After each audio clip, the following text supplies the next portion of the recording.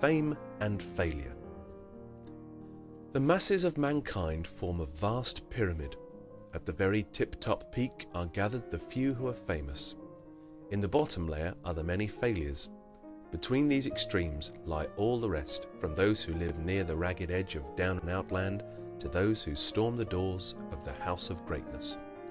Again, between these and making up the large majority are the myriads of labourers, clerks, small businessmen, housekeepers, that myriad-headed mass known as the backbone of the world. Yes, the great distance from the lower layer to the tip-top peak is not insurmountable. Many have covered it almost overnight. A favourite fallacy.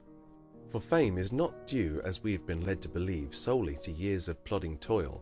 1,000 years of labour could never have produced an Edison, a Marconi, a Curie, a Rockefeller, a Roosevelt, a Wilson, a Bryan, a Ford, a Babe Ruth, a Carpentier, a Mary Pickford, a Caruso, a Spencer, or an Emerson. Fame's foundation. The reserved seat in the tip-top peak of the pyramid is procured only by him who has found his real vocation. To such a one, his work is not hard. No hours are long enough to tire his body. No thought is difficult enough to weary his mind. To him there is no day and no night, no quitting time, no Saturday afternoons and no Sundays. He is at the business for which he was created, and all is play. Edison sleeps 4 hours. Thomas A. Edison so loves his work that he sleeps an average of less than 4 hours of each 24. When working out one of his experiments, he forgets to eat, cares not whether it is day or night, and keeps his mind on his invention until it is finished. Yet he has reached the age of 74 with every mental and physical faculty doing 100% service, and the prized place in the tip-top peak of the wizards of the world is his. He started at the very bottom layer, an orphan newsboy. He made the journey to the pinnacle because early in life he found his vocation. Failures who became famous. Each one of the world's great successes was a failure at first. It is interesting to note the things at which some of them failed. Darwin was a failure at the ministry, for which he was educated. Herbert Spencer was a failure as an engineer, though he struggled years in that profession. Abraham Lincoln was such a failure at 33 as a lawyer that he refused an invitation to visit an old friend because, he wrote, "I am such a failure, I do not dare to take the time." Babe Ruth was a failure as a tailor. Hawthorne was a failure as a custom house clerk when he wrote The Scarlet Letter. Theodore Roosevelt was a failure as a cowboy in North Dakota and gave up his frontiering because of it. These men were failures because they tried to do things for which they were not intended, but each at last found his work, and when he did, it was so easy for him, it made him famous. Play, not work, brings fame. Fame comes only to the man or woman who loves his work so well that it is not work but play. It comes only to him who does something with marvelous efficiency. Work alone cannot produce that kind of efficiency. Outdistancing competition. Fame comes from doing one thing so much better than your competitors that your results stand out above and beyond the results of all others. Any man who will do efficiently any one of the many things the world is crying for can place his own price upon his work and get it. He can get it because the world gladly pays for what it really wants, and because the efficient man has almost no competition. Efficiency comes from enjoyment. But here's the rub. You will never do anything with that brilliant efficiency save what you like to do. Efficiency does not come from duty or necessity or goading or lashing or anything under heaven save enjoyment of the thing itself. Nothing less will ever release those hidden powers, those miraculous forces which, for the lack of a better name, we call genius. Knowing what are not your vocations. Elimination of what are distinctly not your vocations will help you toward finding those that are. To that end, here are some tests which will clear up many things for you. They will help you to know especially whether or not the vocations you have been contemplating are fitted to you. How to test yourself. Whenever you are considering your fitness for any vocation, ask yourself these questions. Self-question 1. Am I considering this vocation chiefly because I would enjoy the things it would bring, such as salary, fame, social position, or change of scene? If in your heart your answer is yes, this is not a vocation for you. The movie hopeful. The above test can be illustrated by the story of a young woman who wanted to be told that she had ability to act. "I'm determined to go into the movies," she told us. "Do you think I would be a success?" "When you picture yourself in this profession, what do you see yourself doing?" we asked. "Oh, everything wonderful," she replied. "I see myself driving my own car, one of those cute little custom-made ones, you know, and wearing the most stunning clothes and meeting all those big movie stars and living all the year round in California." "Is that all you ever see yourself doing?" we inquired. "Yes, but isn't that enough?" "All but one, the acting." She then admitted that in the 8 years she had been planning to enter the movies, she had never once really visualized herself acting or studying any part or doing any work, nothing but rewards and emoluments. Pleasure or pay? Self-question 2. Knowing the requirements of this vocation, its tasks, drudgeries, hours of work, concentration, and kind of activity, would I choose to follow them in preference to any kind of activity, even if the income were the same? Would I do these things for the pleasure of doing them and not for the pay? If in your heart you can answer yes to these questions, your problem is settled. You will succeed in that vocation, for you will so enjoy your work that it will be play. Being play, you will do it so happily that you will get from it new strength each day. Because you are doing what you were built to do, you will think of countless improvements, inventions, ways of marketing them.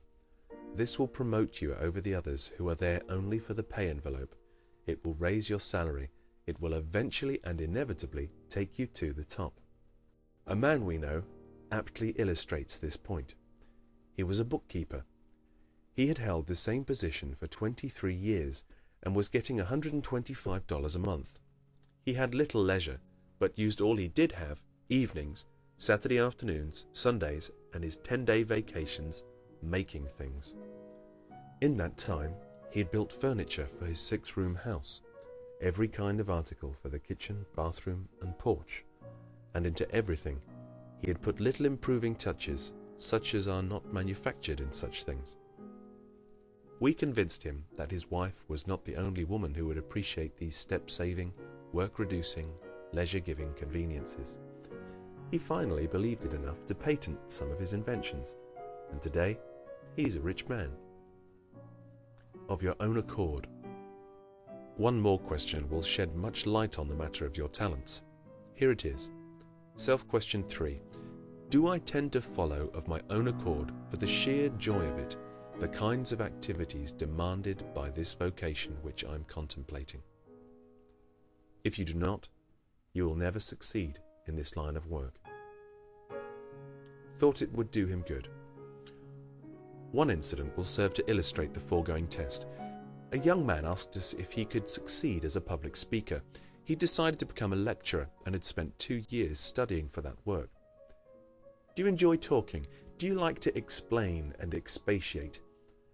When out with others, do you furnish your share of the conversation or a little more? Were the questions we put to him.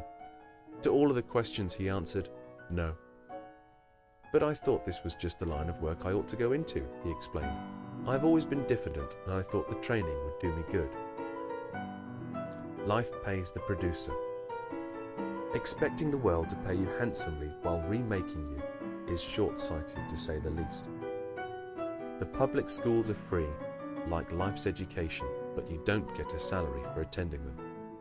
To be a success, you must produce something out of the ordinary for the world, and you will produce nothing unusual save what your particular organism was built to produce. To know what this is, classify the kind of activities you take to naturally. You can be a star in some line that calls for those activities. You will never succeed in any calling which demands the opposite kinds of activities or reactions. The worst place for her. A few years ago, in San Francisco, a young woman came to us for vocational advice. She had decided to find an opening in a silk importing establishment, for none of whose duties she was qualified. When asked how she happened to hit upon the thing for which she unquestionably had no ability, she said, "I thought it would give me a world outlook, which I need, compel me to learn fabrics, something I think every woman ought to know, force me to attend to details, which I've always hated, but which I must learn to master, and because it would bring me into contact with people. I dislike them, but I think I should learn to deal with them." When considering a position. When a position is being considered, the question an applicant should be asking himself are, what must I do in this position? Am I qualified? Can I make good? Do I like the activities demanded by this position? But 99 out of every 100 applicants for a vacancy ask no question of themselves whatever, and only one of anybody else. That question is to the employer, and it is only 4 words. What does it pay? He overlooks the fact that if the salary involved is large enough to be attractive, he will soon be severed from it unless he makes good. He also forgets that if the salary is small, he can force it to grow if he is big enough himself. If the particular task he is considering does not warrant a large salary, his employers will find one for him that does, if he shows he has ability.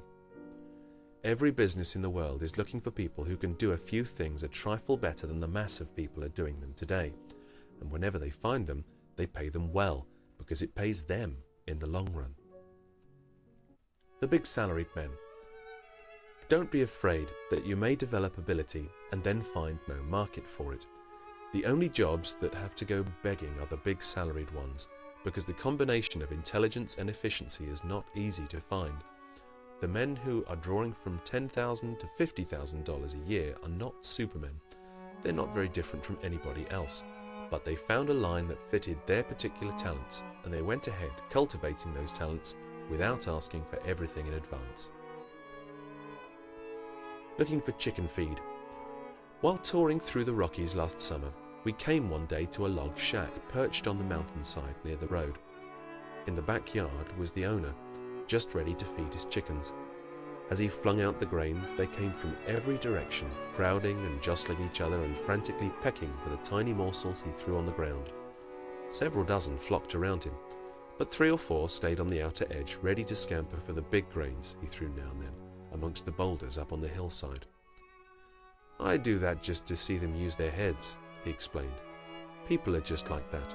They rush for the little chances where all the competition is, instead of staying out where they can see a big chance when it comes." Life is full of opportunities for every person who will consult his own capacities and aim for the big chance. Causes of misfits. Various influences are responsible for the misfit, chief amongst which are his loving parents. Many fathers and mothers with the best intentions in the world urge their children to enter vocations for which they have no natural fitness whatever. These same parents often discourage in their children the very talents which, if permitted to develop, would make them successful. Such a child has small chance in the world if it happens that his parents are sufficiently well-to-do to hold the purse strings on his training. Not until he has failed at the work they choose for him will such parents desist. When they finally allow him to take to the work he prefers, they are usually surprised to see how clever he is. But if he does not succeed at it, they should bear in mind that it is doubtless due to their having cheated him out of his priceless youth, the years when the mind is mouldable, impressionable, and full of inspiration. Poverty's one advantage. In this situation alone does the child of poverty-ridden parents have greater opportunities than the child of the well-to-do. He at least chooses his own work, and this is one more little reason why the world's most successful men so often come from the ranks of the poor. Ruined by too much mothering and fathering is a verdict we would frequently render if we knew the facts. Richard and Dorothy. One instance in which fate took a hand was very interesting. A New York widow, whose husband had left his large fortune entirely to her, nursed definite ambitions for her son and daughter. Richard, she had decided, should become a stock raiser and farmer on the several thousand-acre ranch they owned in Texas. Dorothy should study art in Paris, but it so happened that Richard and Dorothy disliked the respective vocations laid out for them, while each wanted to do the very thing the other was being driven to do. Richard was small, dark, sensitive, aesthetic, and bent on being an artist. Dorothy, who was 6 feet in her stockings, laughed at art and wanted to be a farmer. But Mother was obdurate, and Mother held the family purse. So in the spring of 1914, Dorothy was sent to Paris to study the art Richard loved, and Richard was sent to the Texas ranch that Dorothy wanted. Then the war broke, and Dorothy hurried from Paris to avoid the German shells, while Richard enlisted to escape the Texas ranch. Dorothy, in her element at last, took over the ranch, of which Richard had made a failure, turned it into one vast war garden, became a farmerette, and there is now a shining success. Richard got to Paris during the war, and when it closed, refused to come home. He wrote his mother that the war had taught him that he could earn his own living, an accomplishment he is achieving today with his art. The mother herself is happier than she ever was before, and proud of her children's success. 3 kinds of parents. Parents can be divided into 3 classes: those who overestimate their children, those who underestimate their children, and those who do not estimate them at all. The great majority are in the first group. This accounts for the fact that most fathers and mothers are disillusioned as their children one by one fall short of their cherished hopes. Those who underestimate their children are in that small group of parents who live to be happily surprised at their achievements. The best parents of all are those who allow their children to follow their natural talents. Don'ts for parents. Don't push your child into any vocation he dislikes. Don't be like the parents we dined with recently. As we sat around the table, they pointed out their 4 children as follows. There's Georgie. We're going to make a doctor of him. Our best friend is a doctor. We'll make a lawyer out of Johnny. There's been a lawyer in the family for generations. Jimmy is to be a minister. We thought it was about time we had one of them in the family. What about Helen? We asked.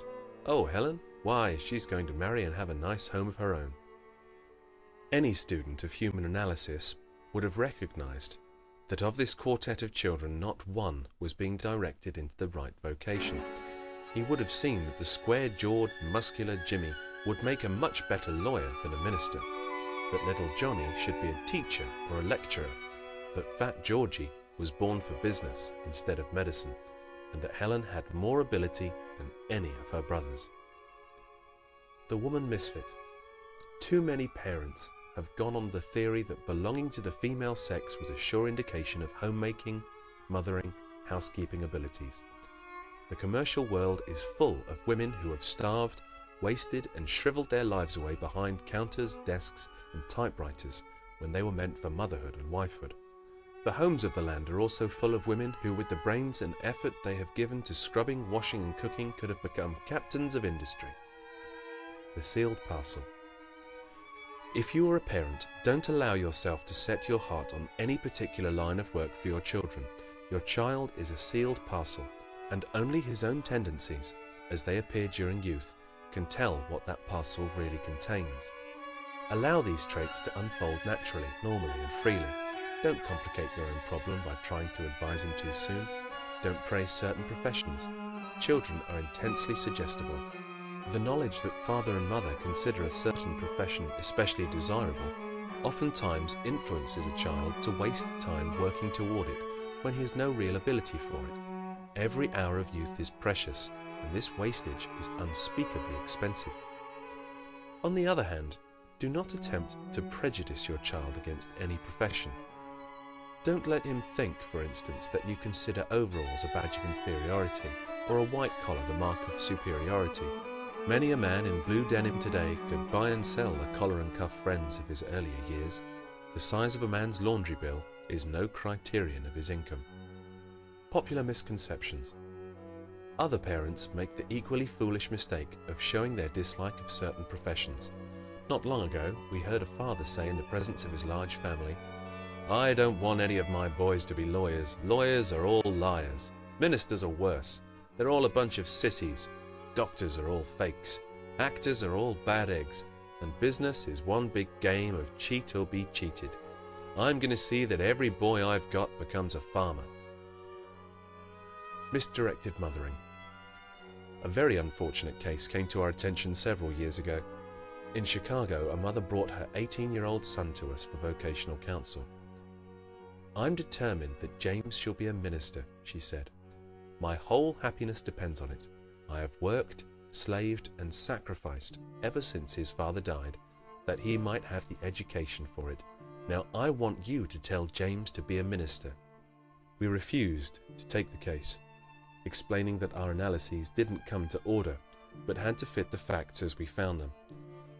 She still insisted upon the analysis. It revealed the fact that James was deficient mentally, save in one thing. His capacity for observing was lightning-like in its swiftness and microscopic in its completeness, and his capacity for judging remote motives from immediate actions was uncannily accurate. He was a human ferret, as had been proved many times during his boyhood. At one time, the jewelry store in which he worked as a shipping clerk lost a valuable necklace, and after the police of Chicago had failed to find a clue, James' special ability was reported and he was given a week's vacation to work on the case. He took the last 3 days for a long-desired trip to Milwaukee. He had landed the thief in the first 4. We told the mother that her boy's ability was about the farthest removed from the ministerial that could be well imagined, but that he would make an excellent detective. "I shall never permit it," she cried. "His father was a policeman. I distrust that whole class of people. I'm taking James to the theological seminary tomorrow." And away she went with him. 2 months later, she came to us in great distress. She had received a letter from the dean saying James had attended but 1 day's classes, then he had announced that he was going home. Instead, he had cultivated a gang of underworld crooks for the purpose of investigating their methods and had gotten into serious trouble. Nevers for all. Never choose a vocation just because it looks profitable. It won't bring profits to you unless you are built for it. Never choose a vocation just because it looks easy.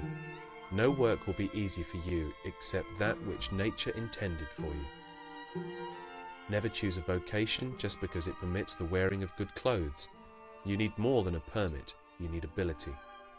Never choose a vocation just because the hours are short. You can't fool employers that way. They also know they're short and pay you accordingly. The extra play these leisure hours give you will amount to nothing but loss to you 10 years hence. Never choose a vocation just because it is popular or sounds interesting. "I'm going to be a private secretary," said a young woman near us at the theatre recently. "What will you have to do?" asked her friend. "Oh, I don't know," the girl answered, "but it sounds so fascinating, don't you think?" Never turn your back on a profession just because it's old-fashioned, middle-class, or ordinary. If you have talents fitting you for such vocations, you are lucky, for these are the ones for which there is the greatest demand. Demand is a big help. If you can add a new touch to such a one, you are made. Why she taught German. Never choose a vocation just because your friends are in it, nor refuse another just because your worst enemy is in it. 2 friends come to mind in this connection. One is a splendid woman we knew at college. She began a German teacher, and up to the outbreak of the war had an instructorship in a Western state university. The elimination of German lost her the position. "Why did you ever choose German anyhow, Ruth?" we asked her. "Your abilities lie in such a different direction." "Because my favorite teacher in high school taught German," she replied. Enemies and engineering. An opposite case is that of a friend of ours who has worked in an uncongenial profession for 30 years. "You were meant for engineering, Tom," we told him. "With all the leanings you had in that direction, how did it happen you didn't follow it?" "Because the man who cheated my father out of all he had was an engineer," he said. Never choose a new vocation just because you are restless. You'll be more so if you get into the wrong one. The society delusion. Never choose a vocation just because it promises social standing. The entree it gives will fail you unless you make good, and social standing isn't worth much anyhow. When you are in the work for which you were born, you won't worry about social standing. It will come to you then whether you want it or not, and when it does, you will care very little about it. The entering wedge. Never take a certain job for life just because people are dependent upon you. Save enough to live 1 month without a job, preparing yourself meanwhile for an entering wedge into a vocation you do like, Then take a smaller paying place if necessary to get started. If you really like the work, you will do it so well you will promote yourself. You owe it to those who are dependent upon you to do this. Jack of all trades. Never do anything just to show you can. Don't let your versatility tempt you into following a number of lines of work for the purpose of demonstrating your ability. Versatility can be the greatest handicap of all. It tempts you to neglect intensive study, to flit, to become a jack of all trades and master of none. Only 3 kinds of work. There are but 3 general classes of work. They are work with people, work with things, work with ideas. Each individual is fitted by nature to do one of these better than the others, and there will be one class for which he has the least ability. In the other one of the 3 he might make a mediocre success. Every individual should find a vocation furnishing that one of these 3 kinds of work for which he has the greatest ability. Then he should go into the particular branch of that vocation which is best adapted to his personality, training, education, environment, and experience. End of